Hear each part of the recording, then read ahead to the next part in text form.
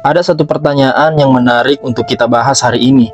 Kalau tujuan sebuah aksi adalah menyampaikan kritik, kenapa harus berakhir dengan permintaan maaf?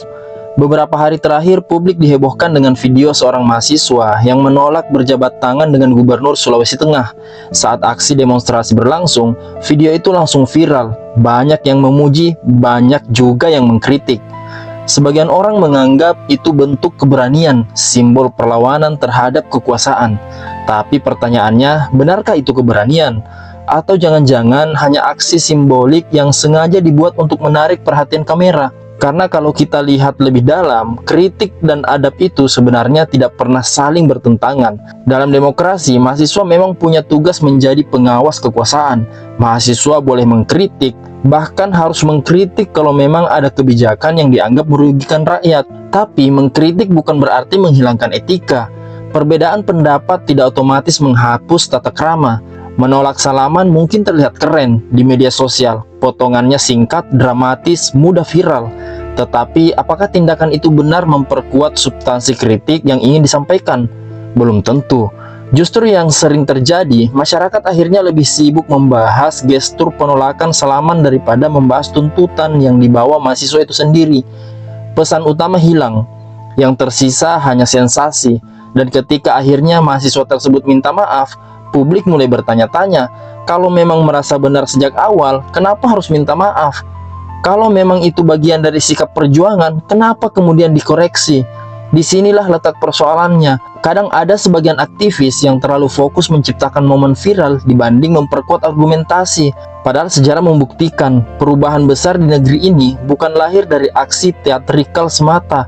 Perubahan lahir dari gagasan yang kuat, dari data yang kuat, dari kritik yang tajam, bukan dari gestur yang sengaja dibuat agar masuk FYP. Kita juga harus jujur, mengakui bahwa menjadi pejabat publik memang tidak membuat seorang kebal kritik. Namun sebagai masyarakat yang beradab, menghormati seseorang secara personal tidak berarti menyetujui semua kebijakannya. Dua hal itu berbeda. Kita bisa mengkritik habis-habisan sebuah kebijakan tanpa harus merendahkan manusianya. Kita bisa menolak sebuah keputusan tanpa harus menolak uluran tangan sesama manusia. Karena budaya demokrasi yang sehat bukan budaya yang saling mempermalukan, tetapi budaya saling menguji gagasan. Yang lebih penting lagi, mahasiswa selama ini dikenal sebagai kelompok intelektual.